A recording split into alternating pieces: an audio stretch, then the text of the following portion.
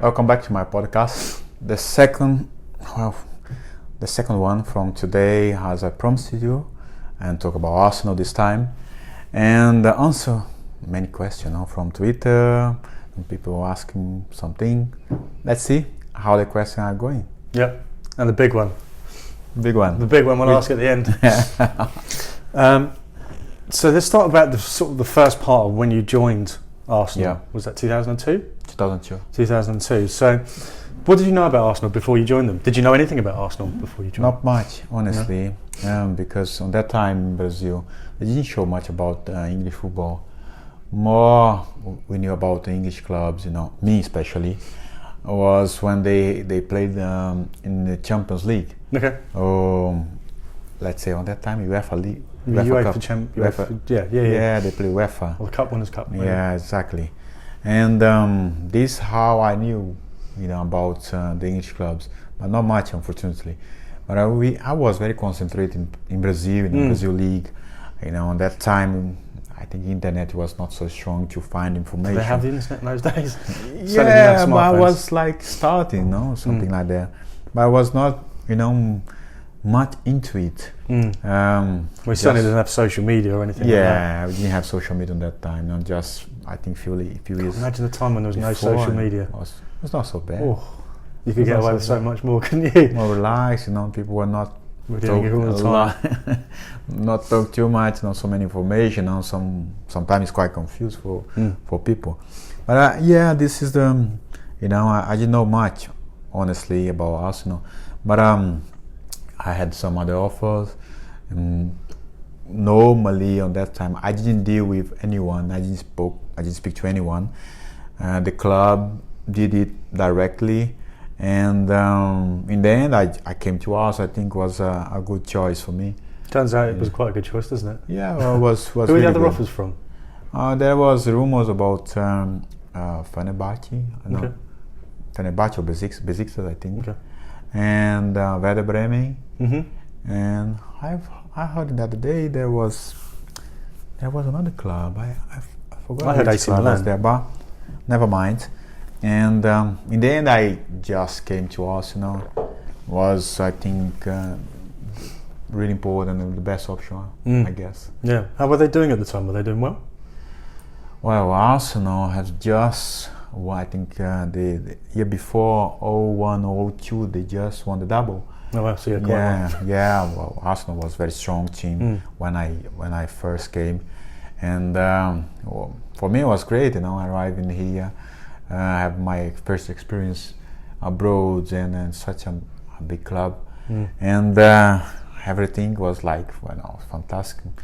Just coming here, come across, and but I arrived in London. The team was not here; they were in Austria for the pre-season. I just met the players when I flew there after signing my contract and do all the medical examination here. Mm-hmm. Yeah, but it was okay. It was good. Nice. Yeah. What made you choose Arsenal above the other teams? Honestly, I didn't know much information about any of them, But then I found a few information about Arsenal. I knew that Edu was here. Mm-hmm. It could be something, that. I know you're friends with him now. Were you friends with him before you joined? No, we didn't know each other in person. But then also I found out about the players Arsenal got on that time, and then you see, we have like, the French guys, Thierry, Patrick, and the other boys, Robert.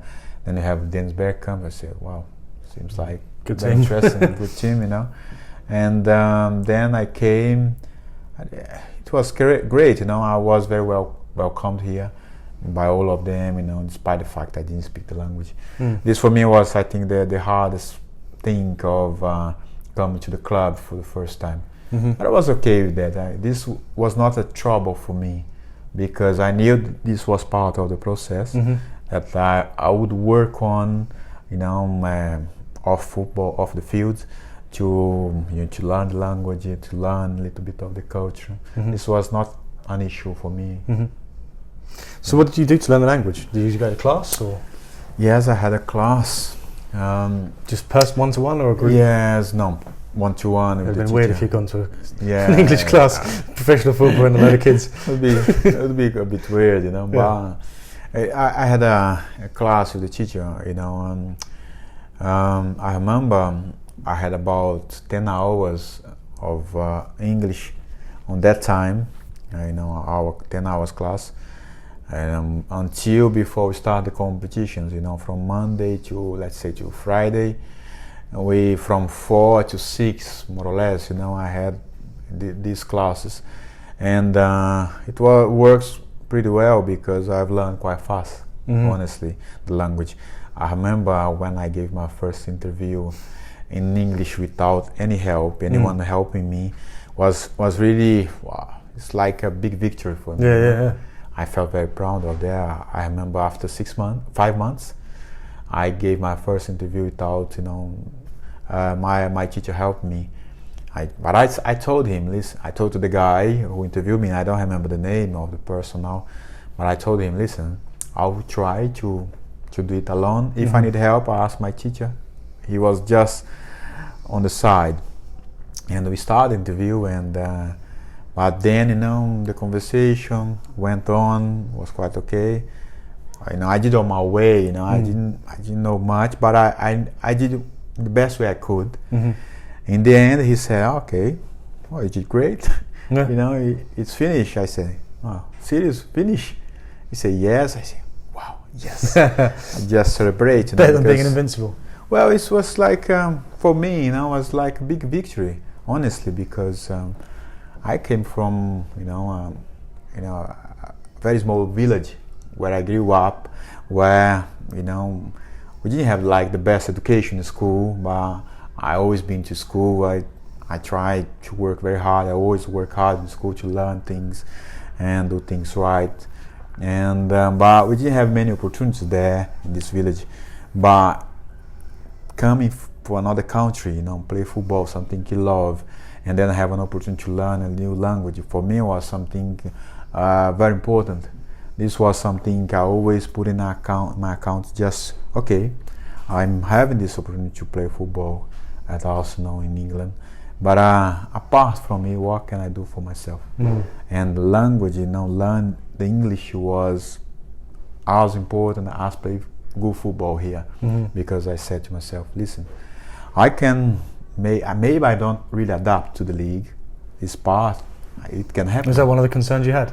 Yeah, because this could happen, because some players came to Europe, you know, from Brazil, South America, and they failed to adapt. It's, you know, it could happen to me as well. But one thing I was concerned of, apart from, you know, do well for the club and play well and adapt here, was learning the language. Because I knew once I learned the language, I could adapt, you know, to the country. You know, I could communicate with people in the training ground, you know, in the games. Also, when I go out on the street, restaurant, or whatever, I learned the language. For me, was part of my process, you know, that I have to take it very serious. I need to help me a lot, because then when you can speak, you know, without anyone helping you, and then you feel free to walk around, you feel comfortable, you know, in the training session, talk to people. That's great, you know.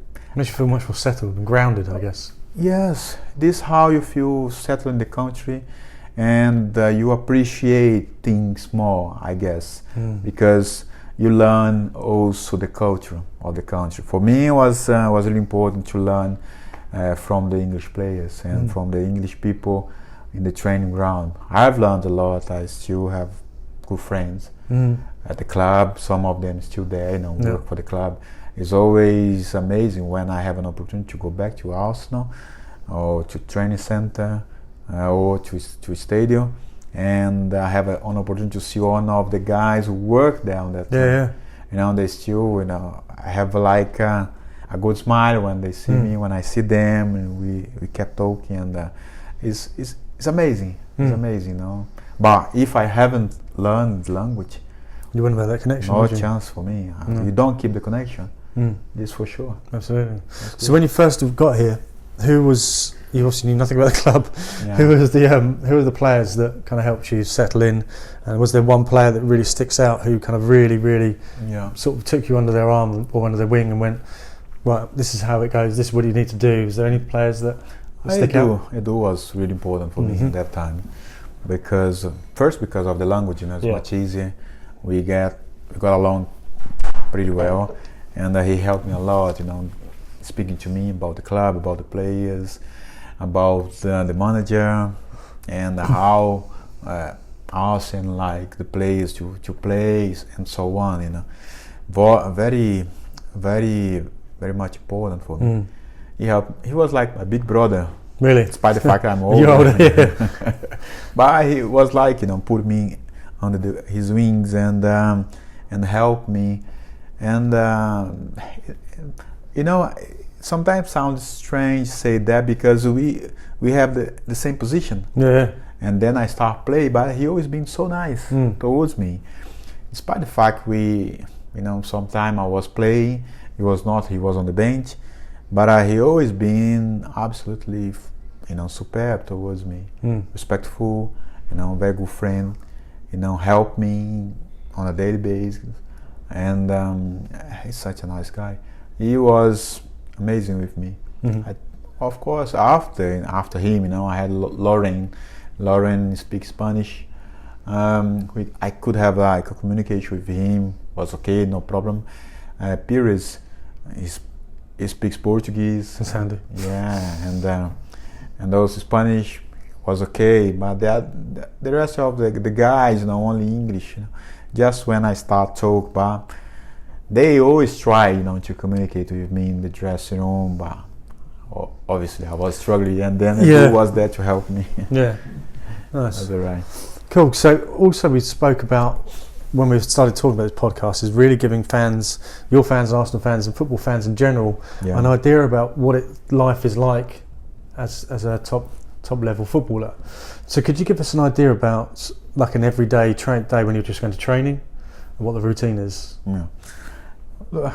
Being a top athlete, a top football player, is it's not an easy task. No. Because you have to to be on your 100% all the time. You have to push yourself, and sometimes on the limit, to be at the top. And when you get there, you have to keep working very, very hard to sustain the position you achieved, because maybe sometimes it's not so difficult to get there, but to maintain the position you are, this is the hardest part.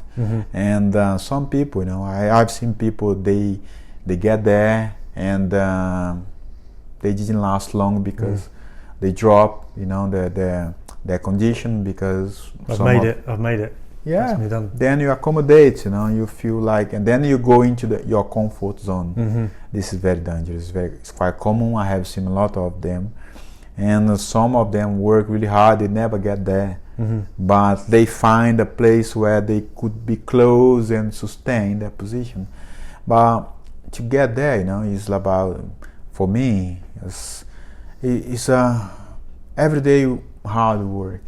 You have to push yourself every day. Let me tell a little bit my story, because just for people to understand a little bit more. I didn't have like like a proper academy foundation, like being trained properly when I was young on a professional academy, something like that, if I can say that it's correctly. But my first club I was 16. And I trained there for 5 months. And after 5 months, I went back to my hometown to help family. Because my mom was not in a very good condition. And I worked for 2.5 years in a switch factory of my hometown. You're telling me. Yeah, to help the family. When I was 19, I went back to the club, and then I have like I start train again and live the dream. And then, thanks God, things went pretty well. But to get there, because I have a big gap from when I start as 16 years old, almost 17. From this period of time, I was working in the factory. And this time I was play amateur football, which is not the same. You play with your mates, maybe 2 times a week we go there, together. We have like a training session and play for the weekend. Because I didn't have that, and then you start to think, how can I become football player? The only way for me. When you thought you might have a chance? When I was 19, I decided to try again, and I left the factory, and I left this factory, and for 1 month, I was my coach. I self-coach, in terms of, I knew more or less what expect me in terms of I need to be very strong physically, resistance. I did my own training session. I set up everything. I had everything on my mind, and did it by myself without anyone helping me, which is very hard, to do it alone. But this is what I did. I was very disciplined, and for 1 month I had double session every day. Go for a run, do some drills, some exercise, and play, during the week, and at the weekend amateur football, until I went back, and then they accepted me back. But then, at the point for me on that time was to be part of the team, and then how can I become a professional football player? In under 20, we had to train a lot, about 2.5 hours training session in the morning, every morning, In the afternoon, we didn't have anything, with the team, but always, sometimes, not every day, but many times I had to do, I did extra training in the afternoon. Yeah. But every session, when we finished the training, after 2.5 hours training in the academy, I always stay half an hour more. Always, every day, stay half an hour more. Or doing some crossing, controlling, long pass, whatever. Many different kind of things. Because you started out on the wing, didn't you? You didn't start as a central. When I was young, play my hometown, I started as a winger, right winger. But I don't think it works well. And step by step, they start to bring me back, and then midfield, and then at a few times I train and play some games as a centre back, but I enjoy more play in the middle as a central midfield. But this, is a kind of the initial process of my, let's say, football career. I went through to become a footballer. But when I was in the club, it's about training hard every day. I knew. Listen, this is very important. People, especially the younger players, understand that. I knew that I was not the best player. There was players there in front of me, far away, better than me. More talented. More talent. They physically they were stronger. They got more technique, more ability. But somehow, I had to work out on the things I was not good at. But especially in things I was good, I worked very hard. I knew my limitations, but I work, not focus on the limitation, what I was good at, and work very hard, work very hard. I want to be among the best players of the team. If they were physically better than me, I knew I could not catch them, but I want to be near them, very close. And with hard work, I could cope with some other situations on the field. This is what I have done, but the daily basis is very hard. You have to train, wake up in the morning, go for training. You are painful. You have pain in your body every day. This is for sure. If you don't have pain because you are not trained properly, you need to work harder now. Yeah, exactly. But then you have the traveling. Combine your time with the family if you have a family, and very disciplined for to not lose the focus and train properly, eat properly, get rest, because it's not about when you are in the training. You have to be disciplined when you are off training. You don't train, you are at home, eat properly, get rest. This is really important. Yeah. Okay. And then what would a match day look like? Say you're playing, I guess, a hybrid at the time. Yeah. What time would you meet? Would you always have the same meal? Yeah. What was the routine? The routine, it always depends what time was the game. Depends the time the game starts. let's give an example. Let's say the game start 8 p.m. And many times we had to sleep in the hotel night before. We woke up about, I don't know, 9, 10 o'clock. And, nice. I don't know, 10 o'clock, let's say 10 o'clock. We had to go for a walk, sometime went down for breakfast, but not everyone, was not obliged to have a breakfast, but go for a breakfast before the lunch time, 1 hour before. We go for a short walk around near the hotel, do some stretching, and after the stretch we have like some Arsenal used to speak about the opponent team, show us some video and so on. And after we had a lunch about midday, go back to the room, get some rest. Before we had 4 o'clock more or less, we had like another meal. Could be pasta, could be like only coffee, some bread, whatever. Well, it's important to remember that Arsene Wenger obviously left not in the greatest ways from Arsenal, but he did, when he first joined Arsenal, he was a pioneer about changing the diets and everything, and how much he brought to the game. It's important to remember that, I think. Yes, I remember people say that, he changed, the diet in the club, Drinking culture. The way, the culture, they changed a little bit, he wants to bring like a nutritionist, something like that. He changed like the way the players were eating their, their meal in the club.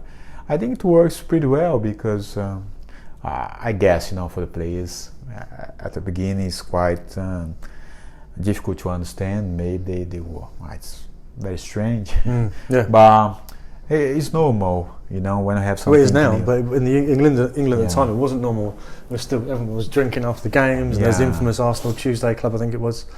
But then, I think the players realized how important it was, and nowadays when we see, normally many players they have their own chefs. Many of them they have their own nutritionists. They take care. They are more aware of taking care of their body because they can last long in the game, as we have seen a lot of players doing this. Absolutely. I think it was really important, when Arsenal came to the club and changed this thing, bringing new ideas. But more important than that was the players accept that. If the players don't have this acceptance, it's very hard to make the life of the manager, because he wants to introduce something he believes can work, but if he does not have the acceptance of the players, it's quite tough. Yeah, exactly. Sorry, I interrupted you. So, second meal at 4 o'clock. And then we had second meal at 4 o'clock, go back to the room, and then before we leave the hotel, about 6:30 something, 5:30, we had like the last meeting. We come back for the meeting, about 10 to 15 minutes, talk about our tactics for the game, and because in the morning we have done work on the opponent, and then just before we leave, about 10 to 15 minutes about talk about our strategy for the game, and then go to the game. Would that always be Arsenal that built the strategy? Would the coaches take the meeting? Yeah, sometimes it takes only 5 minutes. Just going to score more goals. Just mention, this is how we set up the team. Today is 4-4-2, and he wrote down the players who was going to be playing, and the system we were going to play, and just say just a few times he put like in the board some keywords, to motivate us. And he went through this, said about motivation, this is what I want from you, blah blah blah blah blah, and then let's say it's time to start. Last week game face. Yeah, then it's last minutes for us to focus in the game and understand what he wants from us for that game. And in these meetings, would they say who are the key people in the opposition? So if you're playing against Man United, it was Becker and Ryan Giggs, these sort of players. Was that who the context of the meeting would be? Yeah, the first meeting he used to go on this situation for the opponents, before the lunchtime. Yeah. He used to run through the opponents in the morning, and then just before we leave the hotel for the game, just about our strategy basically, how we are going to play, approaching the game. It was pretty easy, the way he managed things. Sometimes just last 5 minutes, you have much to say because we already worked during the week before these games, and everyone was very committed for we want to win the game. We don't want to exactly to have a bad result. Yeah. So obviously the Invincibles. Was there a system that you just played and you went, do you know what, we're the best team at the moment, let teams change the way, this is how we're going to play?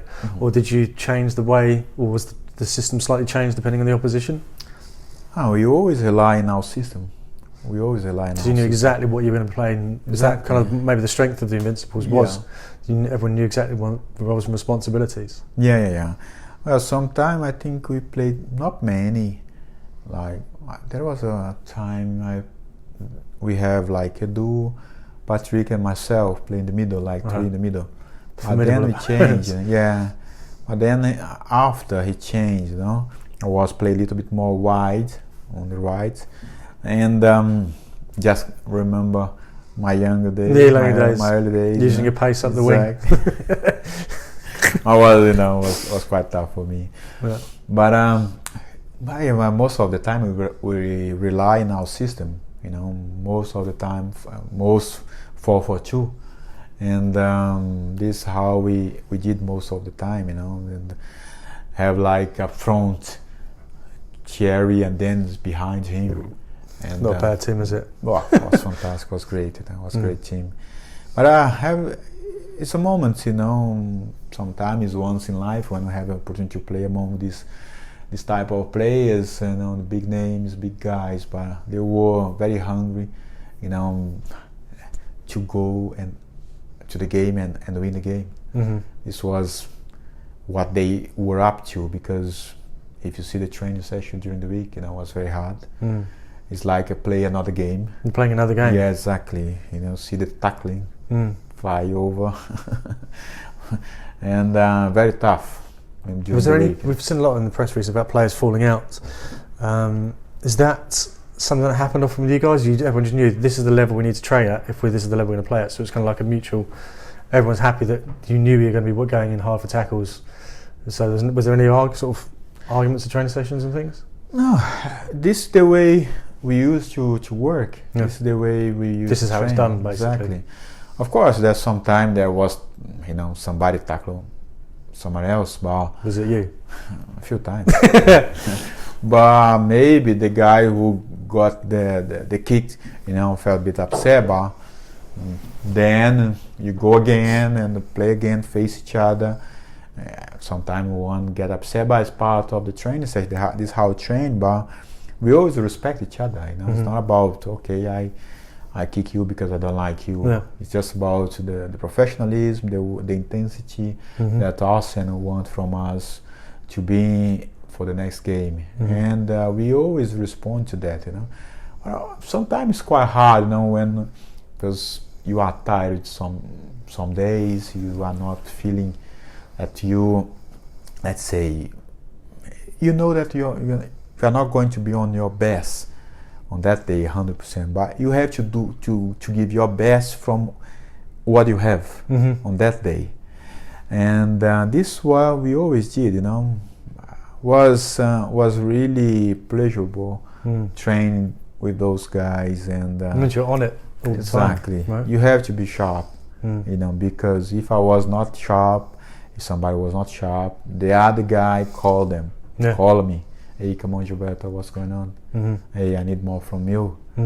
We have this kind of let's say wake up call to one of the colleagues when we see they were not trained properly.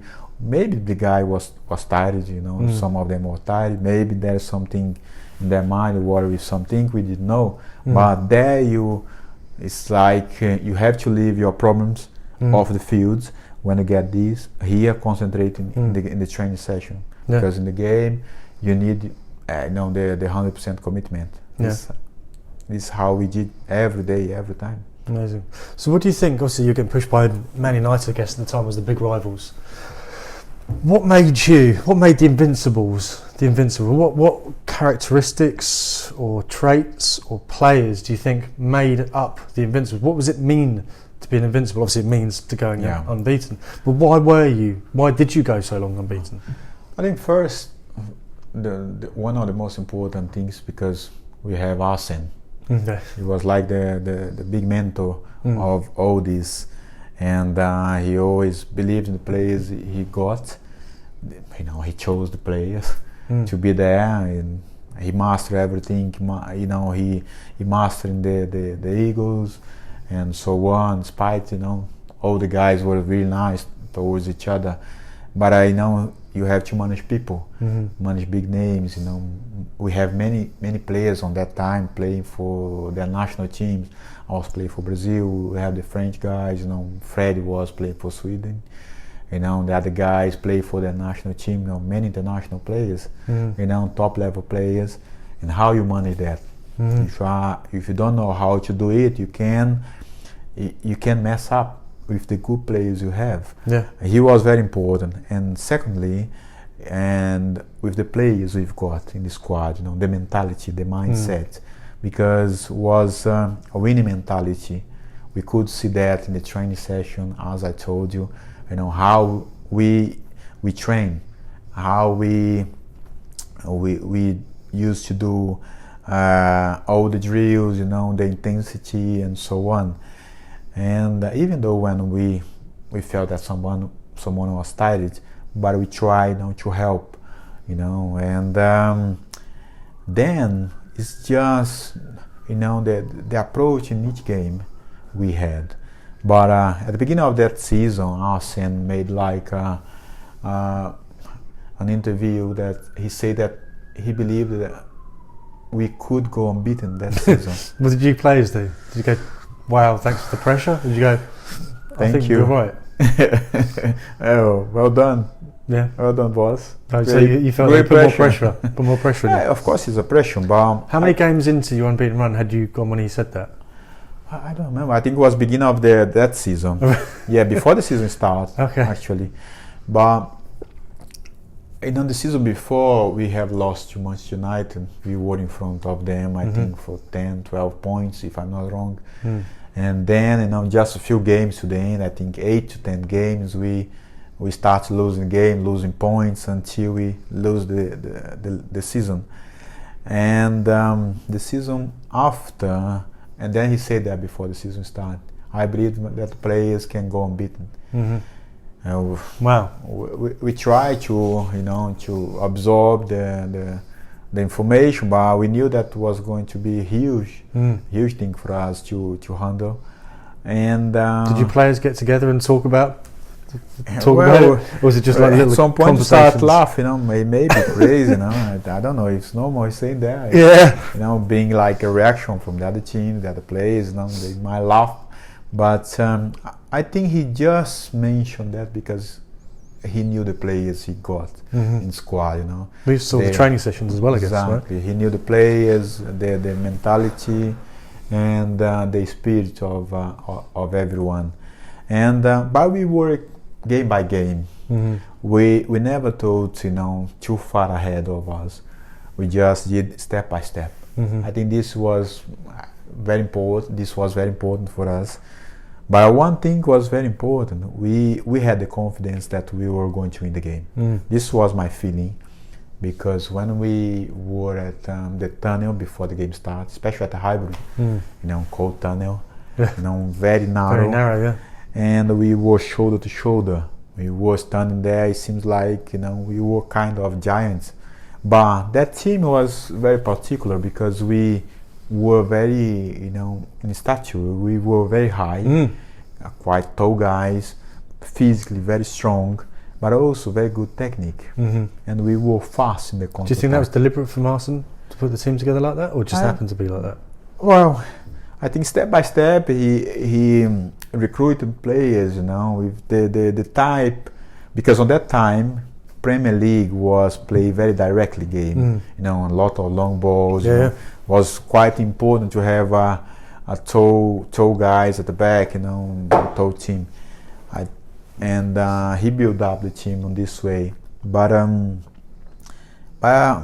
despite all these things, we had in our favor was the mindset of everyone.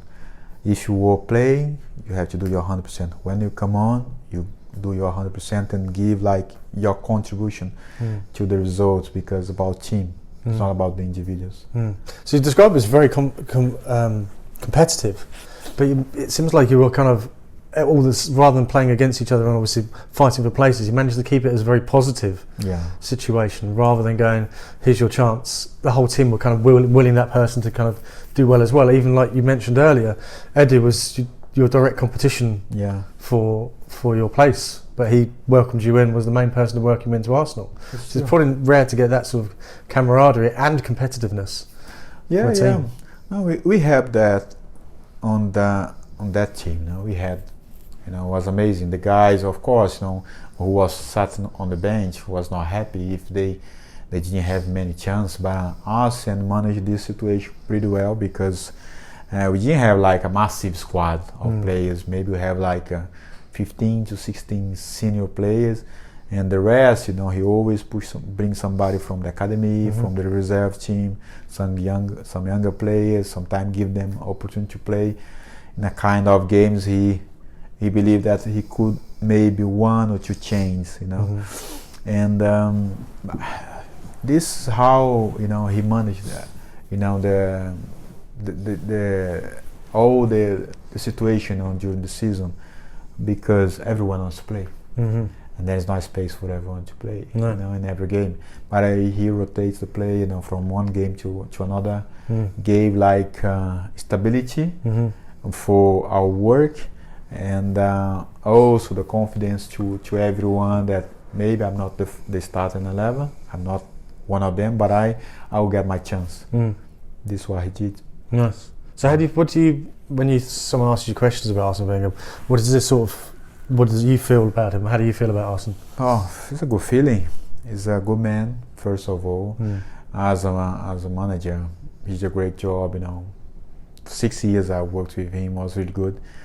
Even nowadays, after a few years, we don't work together, we still see each other. It's always been very friendly.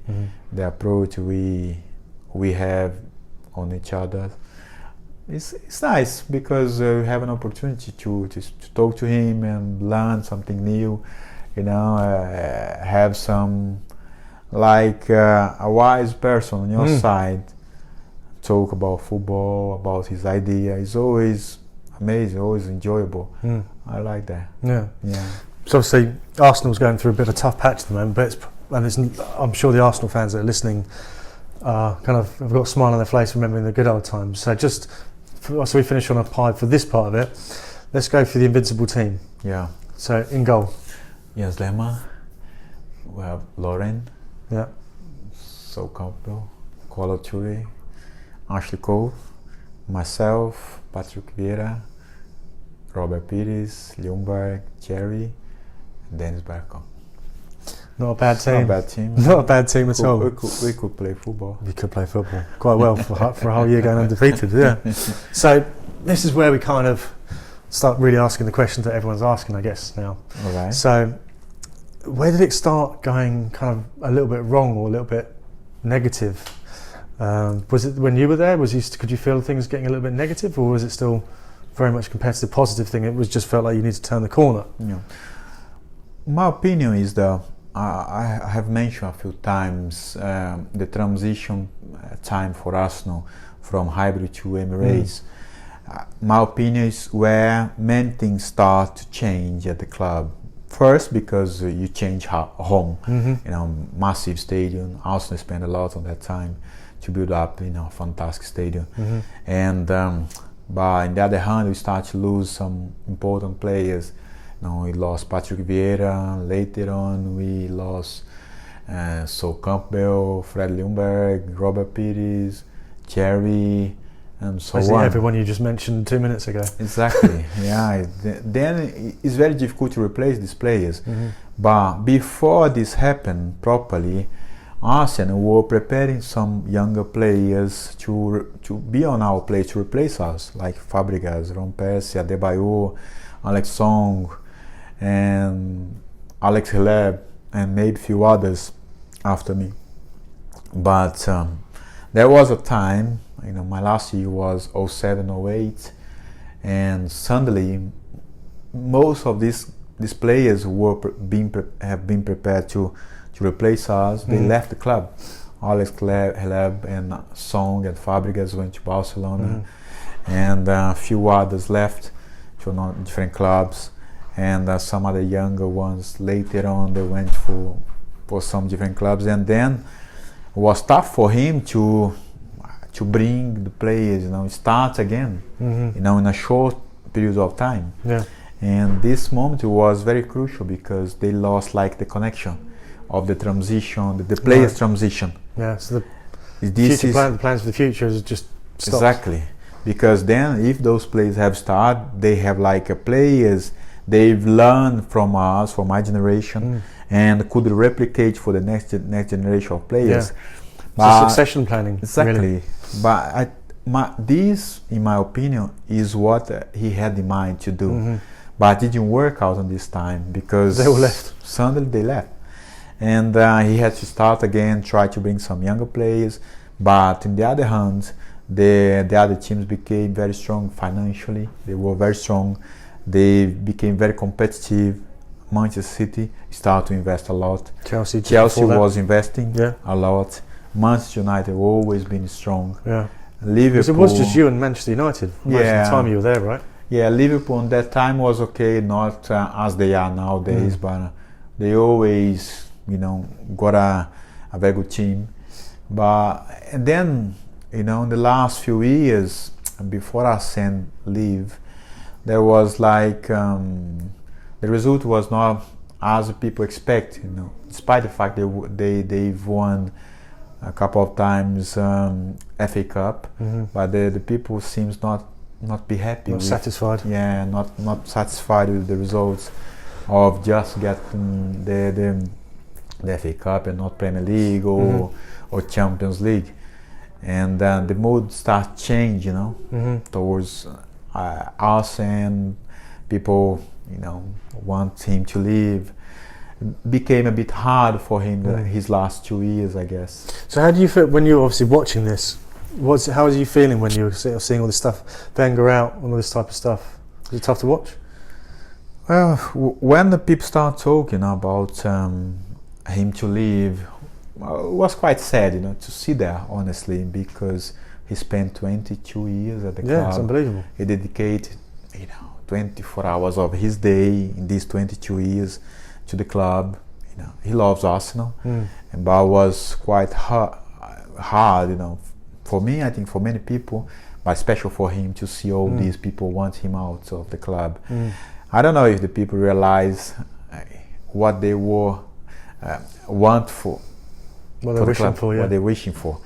I don't know if they realize that. It seems like, when I speak to some English people about Brexit, when I ask them what their opinion, they say, I don't think people realize when they vote for it. Yeah. It's same. Sometimes it's quite similar. Talk about us and when people want him out. Be careful what you wish for sometimes. Yeah, you have to. It's very important. But it was very sad. And then when he left, I knew that this transition from him to the next coach, despite the fact whoever comes, would be hard.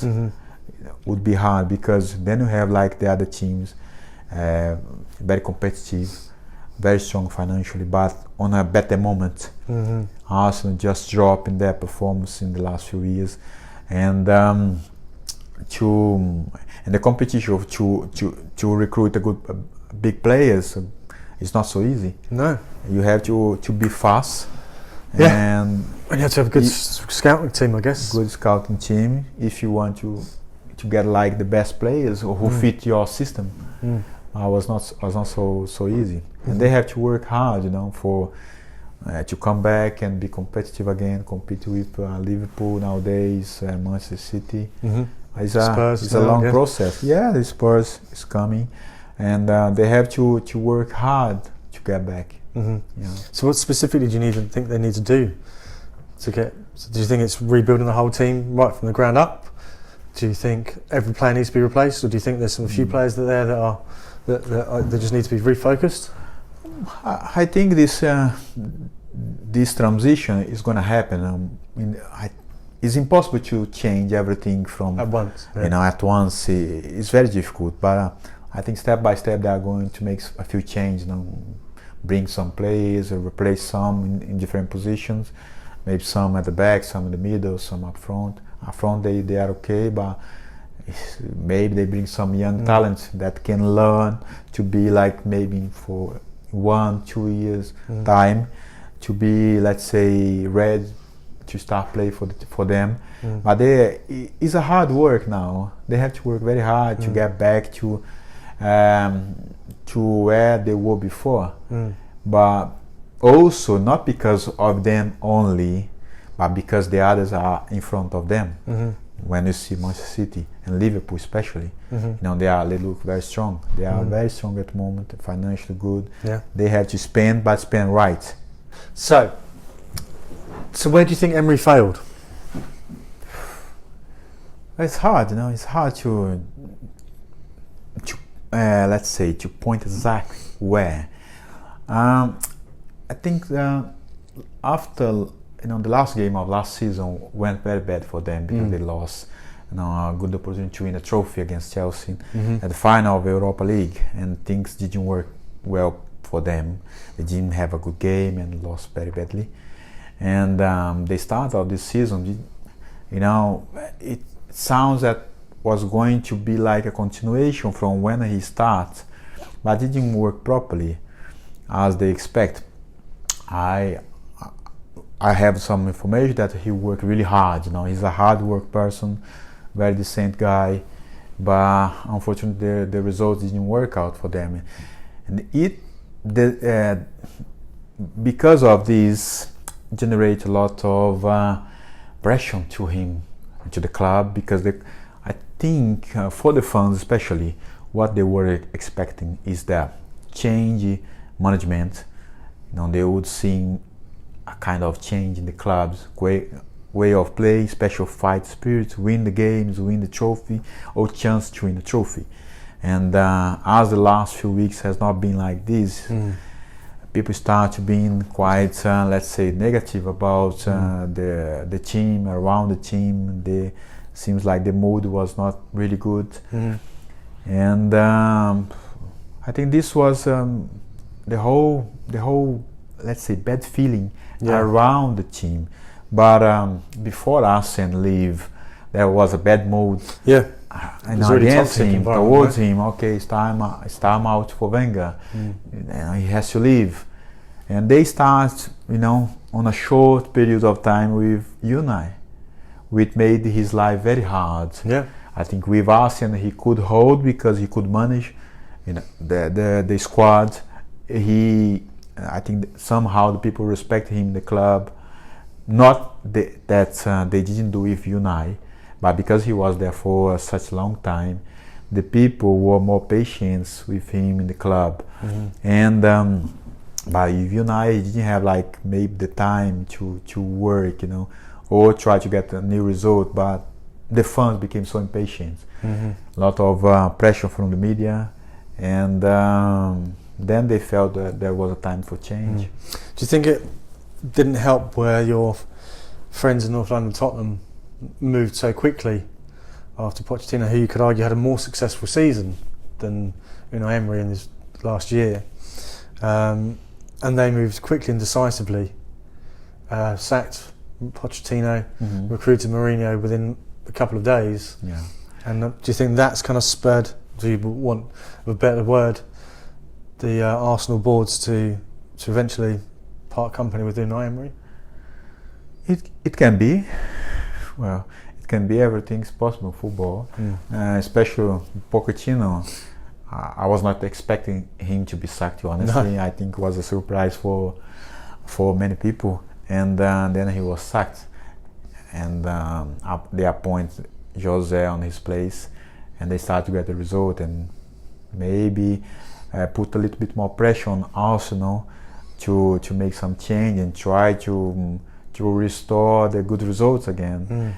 And I hope they find a way, because the last game, they play at the weekend against Norwich, and was quite tough for them. They drew the game, but the result is not what they need. It's the bottom three club. They should be winning. Is what the fans are saying. They should be winning those games. Exactly. Well, you should be if it was the Invincibles, but kind of you need to respect where you kind of are now. Yeah. Manchester United fans are kind of doing the same thing.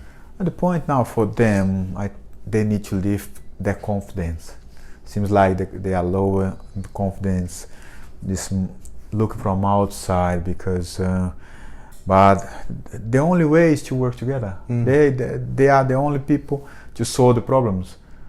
They cannot sign anyone right now to bring to us maybe a different motivation, whatever, as a player, I mean. And only in January they may sign somebody else. But from now, they have to play with the players they've got, and the players, they are the only one who can change the situation. Hope that Fred Ljungberg can help them, can bring them an inspiration to, let's say, to get them together, to reconnect to, let's say, the good spirit, the fight spirit, and come on, this is Arsenal. Yeah. You have to fight for it. You have to give pride for those people who believe on you. We are on a good team, despite the fact you are not doing well, but you are Arsenal. Yeah. You have to understand that and fight for it. Certain things that are expected as an Arsenal player. Exactly. Yeah, because I think what frustrated the Arsenal fans was just substitution and tactic decisions. So, like when the game, I think it was midweek last week, and he took off. He could have brought Pepe on, I think the Arsenal fans were saying, but he decided to bring on a defensive. So on the defence, I think they were just going, we need to get a goal. Why we've got our record signing Pepe on the bench? Why is he on the bench in the first place? Is there something wrong with it? Tell us. And then we had the Ozil scenario where Arsenal fans weren't taken to him, and he's their most expensive player, and they're wasting him.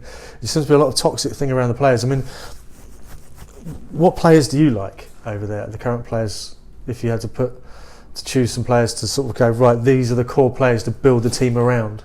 Listen, they have like 3 players, good quality. They have up front, especially. I think they are the main players of Arsenal nowadays. Is, like I said, Aubameyang and Pepe. Yeah. And Pepe's not playing though. Exactly. But I think they had to build up the team around those 3 players and find a way. For example, if they want to put Ozil, find a way to put Ozil, but protect him. Don't expect Ozil to That's come not what back. He's here for. And before Unai, he changed a lot of the system. This was one thing I've heard a lot in the last few days.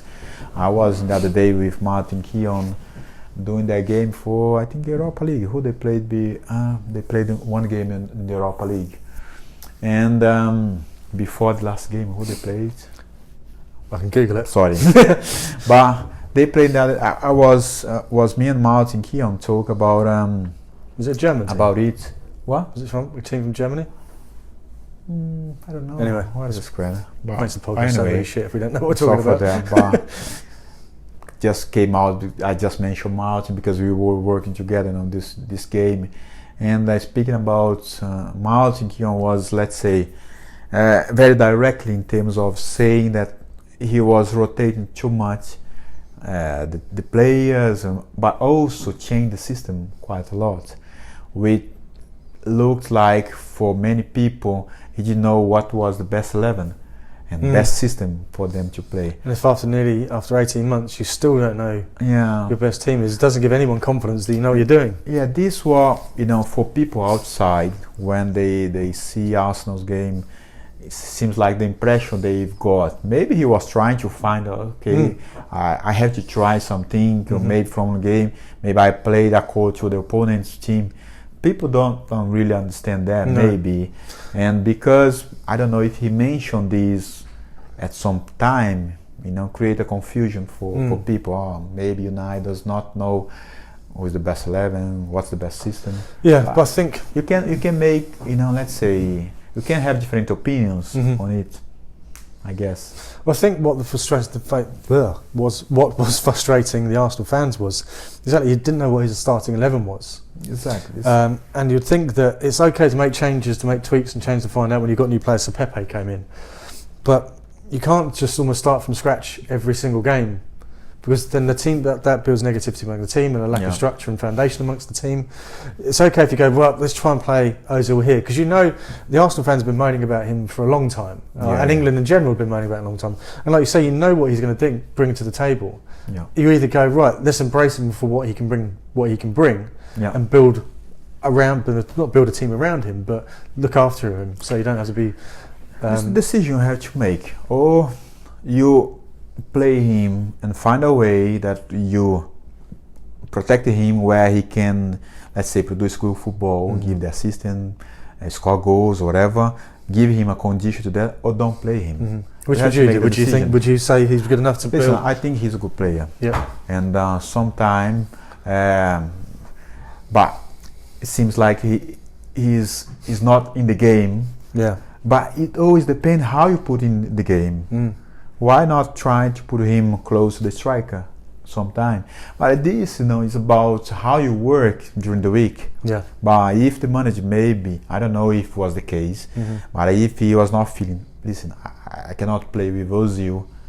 But if you play Ozil as a winger, it's not gonna work out. What's the point? Maybe if you put him like behind the striker, like a second striker, maybe to work. But you have to build up something behind him to protect him and say to the other two midfielders, listen, I want you to play here, protect this guy here, because we need him to be in the final third. I don't want Ozil to come back, but you have to offer him a protection, because he's not gonna come, run like Torreira, like Xhaka, like Guendouzi.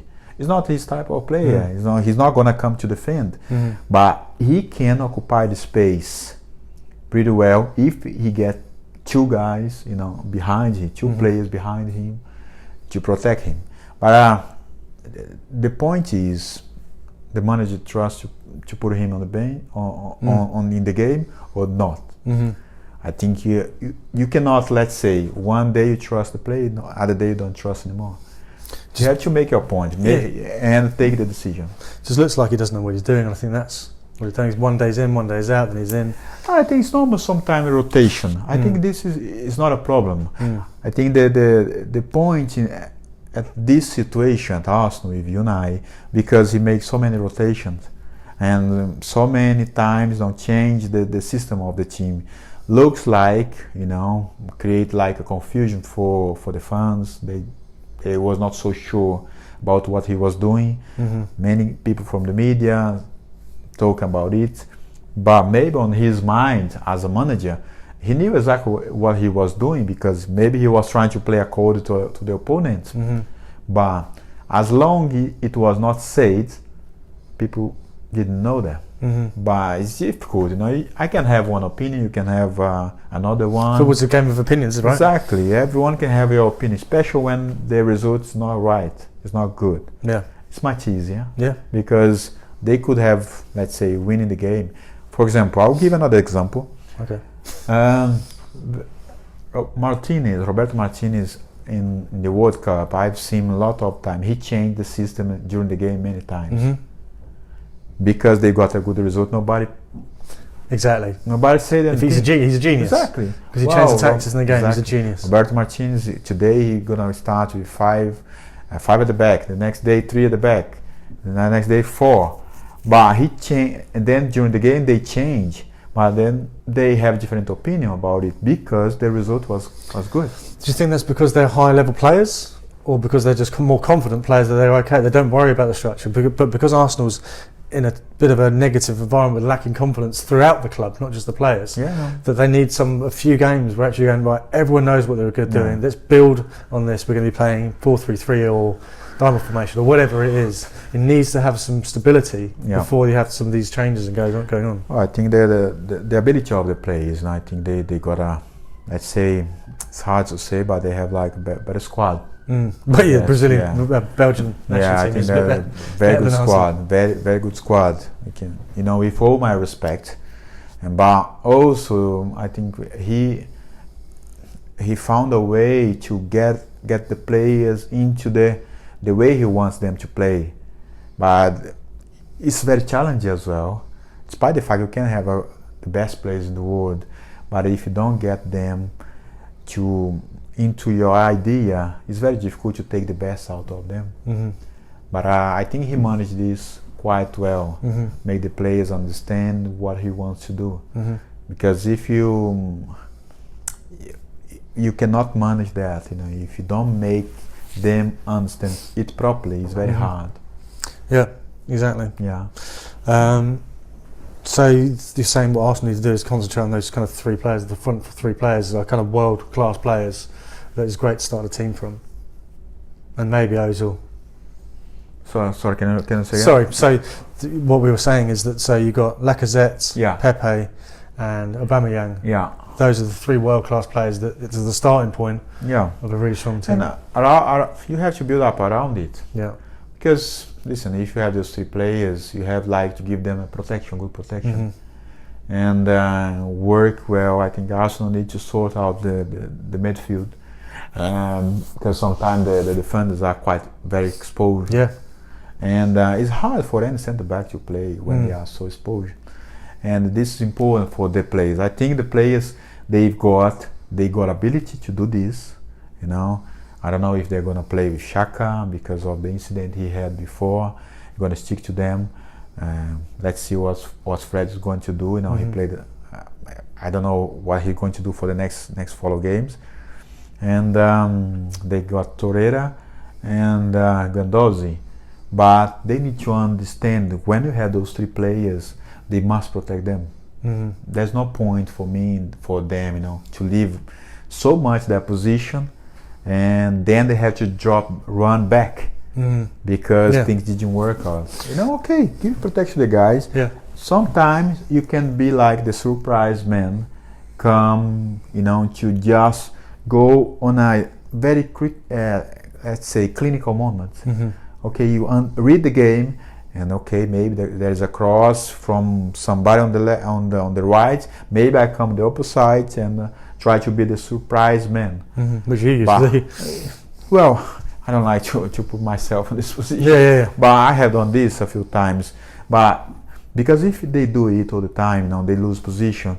If you play against a good team, you know, good counter-attack team, when you as a defender you have to run back towards your goal is always hard. Yeah. It's better you are very well positioned, having those three players, protect them and try to support them the best way for them to be able to score and create a chance for them. This is what, you know, I think could be some way of changing things. So we've got the three up front. Yeah. And we're saying that they need to shore up and give the defenders a bit of protection. So out of the current players, which do you feel could occupy that holding midfield position? Which players? I mean, Torreira was doing okay, wasn't he? He has been out in the last few games. Yeah. The game they played at Europa League, they played Xhaka again. I think the fans was quite nice with him, in spite of the fact the audience, was not many fans, you know, was quite empty the stadium, but the fans was very nice with him, and he did a good job. And I think Guendouzi, he got so much energy to go forward, but I think he just needs doesn't read the game very well. I think he needs to learn how to play. You know, when he does not have the ball, a little bit more, learn a little bit more. He's still young. He's gonna learn there. He got a good potential. And Torreira, he started at Arsenal last season very well. And just about, you know, who's gonna play, or we'll play three of them. Maybe, why not? because if you play the other three up front, you may have a chance to have like back four, maybe, and the three up. Those three guys, they can defend. Maybe you have Xhaka in the middle, Torreira and Guendouzi, and stick with Xhaka in front of the defenders. Don't leave there. Protect the back four, and you play, let's say, safe at the back. It means that you have three guys up front. Attacking players have got the skills enough to take on the best defences, right? It can work because,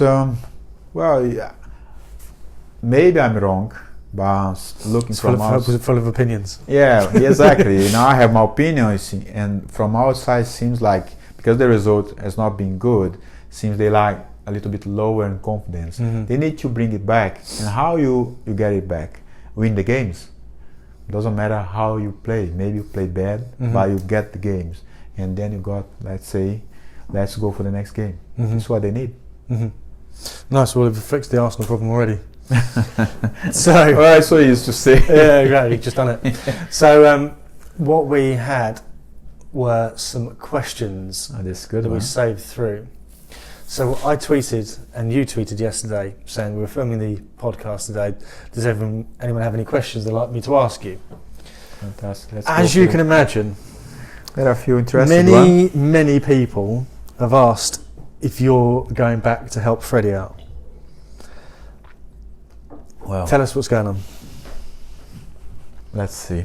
This was quite surprised last week. I just saw an article regarding this, but I didn't have any conversation. But the last few years, I was not preparing to be like a coach or assistant coach. Have you done your badges or anything? No, I haven't. Maybe at some point. This is part of the plan. But at the moment I didn't speak to anybody. But of course, for us Arsenal ex-players, and when talk about Arsenal, a possibility of a return to the club, you always feel happy when people remember you and put you there in the middle of a conversation. It's always nice, I don't know whether this is going to happen right now.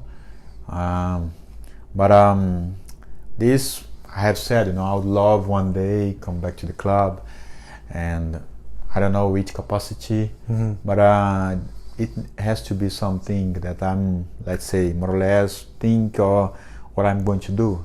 Yeah, so where you think your skills would help out the club. So obviously you're kind of saying that no, really, then not right now, because you're not a qualified coach, you haven't done your badges and things yet, and it's not really where things are going for you right now. But it sounds like obviously Arsenal's still in your heart. Yeah, of course, it will be in my heart forever. This is for sure, like the other clubs I've played, and but it's always touching, when I talk about Arsenal, say something like that. People remind you regarding this possibility. You feel happy for that. Yes, it's lovely that people it's been 12 years since you played for them, but people are now going at the darkest hour relying on you to come and help. That's nice. It's very. I feel happy for that. I appreciate the question. Yeah, so not right now, but you're leaving the door open if you can help out in another capacity other than coaching. Yeah, well, we have to leave the door open for Arsenal. Well, if you need to help. And now you're back in London anyway, so who knows. So who do you think, if not you, and let's say that they aren't going to take Freddie as a permanent coach, you're just going to stay interim, who do you think that they should go for? We've obviously got Allegri, Pochettino, to name a couple that have been talked about. Brendan Rodgers, he's sort of been flirting with the media, saying I've got a clause in my contract that means I could be bought out, I think 16 million. Yeah, there is a lot of managers came out in the press the last few days. Brendan Rodgers, Allegri, Pochettino, very strong last week, and who else? They mentioned about Patrick Vieira. Yeah, came out about Carlo Ancelotti. That's Ancelotti. That's what I was going to say. And we have to wait and see what they are going to do. And so who would you go for? Oh, it's hard, Come on. Listen, I don't want to take this decision. No, but it's not your role. Not to make this opinion, because it's always, I don't want just make a point that people say, So rely on what he's saying, yeah. and like make because I'm very careful about saying things. Why? Edu is there, is a technical director, is a friend of mine, yours, yeah. my personal friend.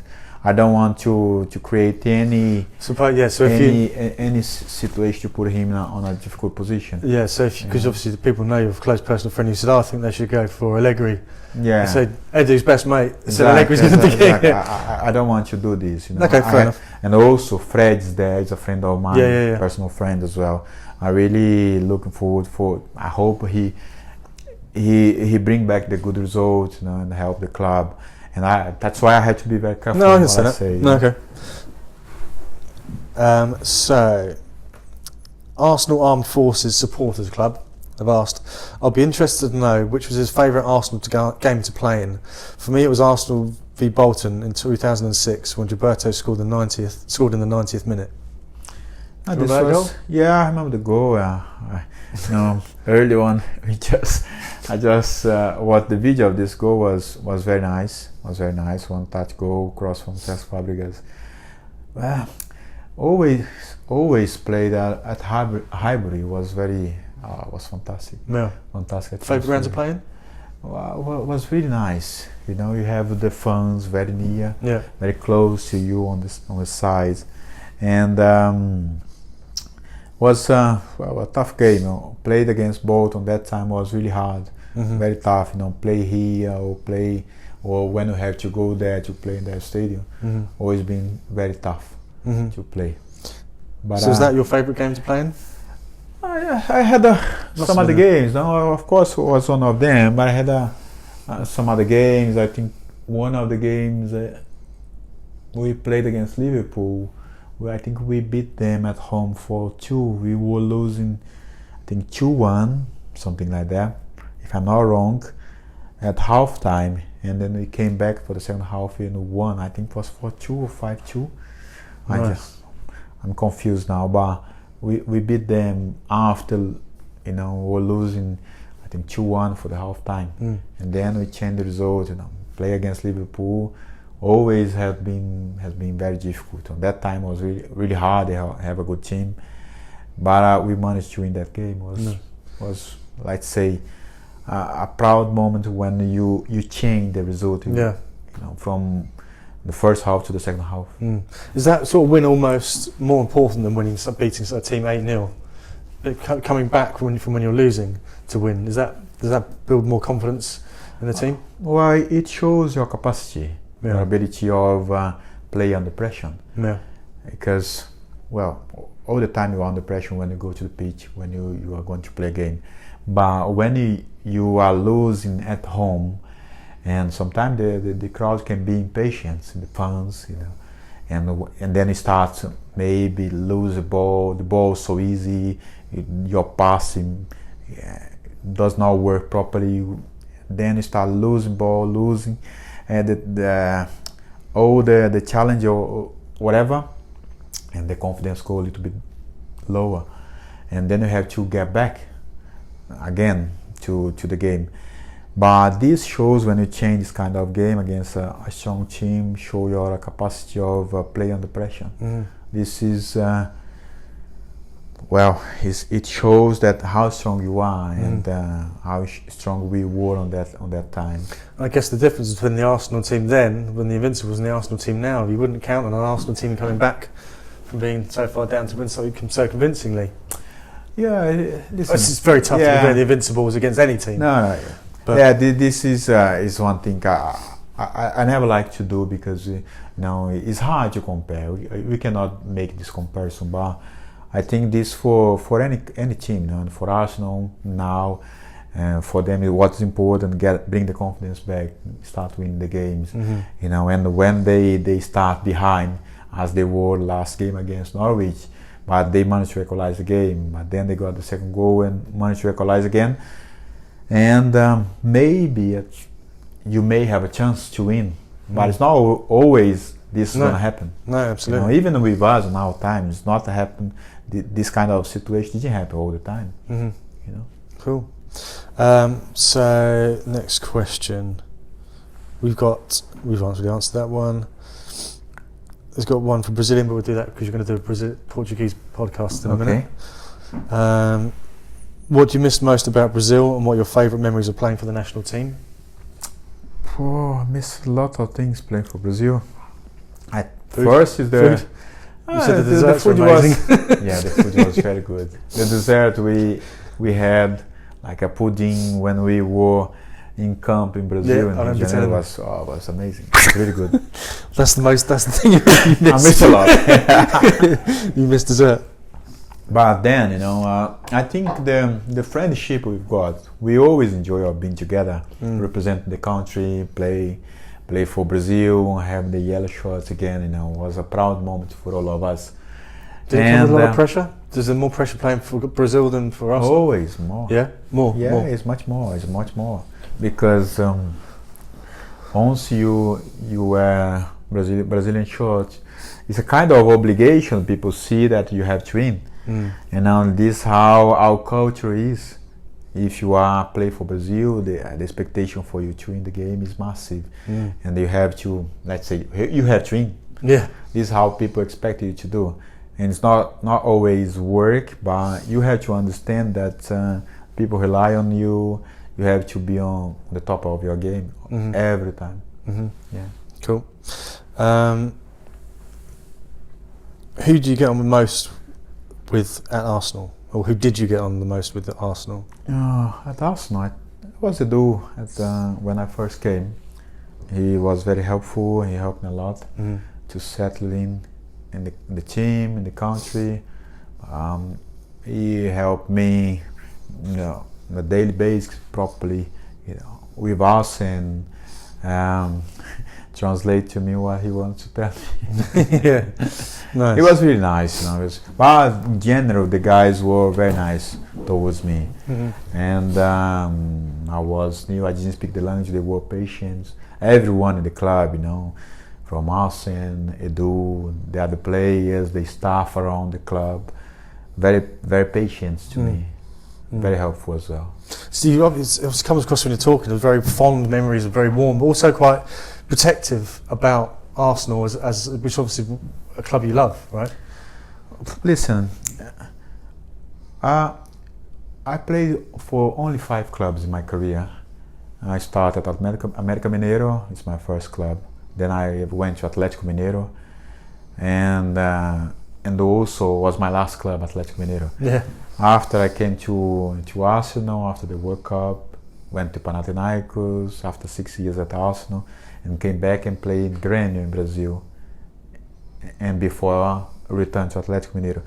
For these clubs, I have a lot of respect, first of all, and a lot of care for them, and I could not act different with Arsenal, despite the fact maybe they don't play well, maybe I have a different opinion from what people say about the club. Maybe they believe something fantastic, maybe I have a different opinion, or they say it's too bad, I have a different opinion, but I would not act different from what I do normally, being okay, I give my opinion, but I don't need to kill anyone by what I say. I don't need to just to be let's say very negative towards any player. Maybe I have a preference from one player to another, but it does not mean this player does not deserve my respect. I have to respect the players. I have to respect the clubs. The club. I have to respect the people around the club, because if I don't do this, not Gilberto. Not true to yourself. This is the way I am. The way respect this kind of environment. This environment, Arsenal was. It holds a big important part of my career, my football career. Was really important for me. Would be very strange for me to come here all the time, doing things negative towards the club, towards the players. Okay, I can have my opinion, say maybe this guy does not play well. But you always say things in a constructive way. You never said, certainly to me in private conversations, I've never seen you doing anything go, this guy's terrible and I don't know why Arsenal signed him. And it's not in your nature, is it? I don't need to create this profile. No. Maybe okay, it depends of kind of person, but it's not the type of person I am. I try to be positive. People can disagree. What I say is normal. It's about opinion. Yeah, we spoke before. fair time. But this is my nature of how I am. I'll try to be positive as much as I can, in the best way. Try to encourage the guys. I think this is what these players need. I think what these players and the people around the club needs is the support, because they are in a very difficult time, the transition period of time, and they need everyone to work together. The people in the club, the players, the staff, but also they need at the back, the funds to support them. I know it's hard because they have been a long time. Listen, a few years ago, Arsenal won a lot of things. It's very hard when a football club have this period of time winning so many trophies and spend them many years without major trophies. It's a big frustration for the fans, yes. For the players, of course. For everyone. Yeah. They feel that, but it's important they stay on their side, not against them. Yeah. Not be too negative. I think because the players are hurting as well as the fans, right? Well, it's hard because you are there. You have to be on the pitch. If you know that you go to the game, you don't have the support of your own fans. Wow, it's a huge pressure. I don't mind. I never mind of going to any other stadium. Have like a very bad atmosphere against me because I was playing away. For me, it was fantastic. I loved it. But it would be very tough for me if I was going to play at home and the fans of my team behave against us. Well, you're all Arsenal. This is hard. This hurts. It's hard for you on the field when things goes wrong because you are trying, but it does not work. But then you listen from your own fans, they turn against you. It's very tough. It must be very hard, right? Yeah. So this is like a rallying call for all the Arsenal fans to reunite back amongst the team. Let's all get through it together. This is what they need to do. I think the moments now, the players need them. I think Fred, at the moment in charge of the club, need this support. It's important. Everyone now be positive and embrace everyone, the people from outside, come together. Okay, this is the situation we are, but we can change the situation. Let's work together, all together, because then it generate like positiveness in the stadium around the players. The players, okay. Maybe before we were trying, maybe the fans were not happy, but now they can see that we are trying and they are behind us. If the players feel there, they will be, let's say. They will be encouraged to try more, to work even harder. But because they want to bring the result back home, they want to be proud of the result, but they want to bring pride for the fans as well. Yeah, it's I think it's a win-win situation if they do it. Make the Emirates a hard place to go again. Yeah. I think. I think it's if the fans, everyone work together, it's a win-win situation. Yeah. If not, there is a long way to get things right again. Yeah. Well, I think that's a great rallying call for the fans to end it on. I think it was really important when we were talking about things early last week after Emery got sacked that you wanted to do this podcast just purely for the Arsenal fans and talk to things. So I think it's been really good, especially that last bit about getting the fans all behind the team again is going to be really important. So I think it's been a good one. Yeah. Hope the Arsenal fans appreciate that. My time here at the club was amazing, but now look from outside, I always try to encourage people just to support, trying to be very positive about the team. Of course, I'll make my opinion, but I try, to be positive in the best way I can, and hope they do it as well. Nice. Yeah, I think this is very important moment for the club. This is when, as a player, we need everyone together. Everyone on the same team. Exactly. This is how we call a team. You win together, you lose together. It's not I win, you lose. I play well, you not. You play well, I play not good. Yeah. No, we are in the same boat, and we win or lose together. Maybe this is the time to have like a clean slate. So what's happened in the past has happened in the past. Now is a new beginning. Forward. Let's go forward from this point. Yeah, learn from things that didn't go well. Learn from it and look forward and be positive and work hard. There is not the other way. No, exactly. Brilliant. All right. Great. Cheers, guys. See you later. Oh,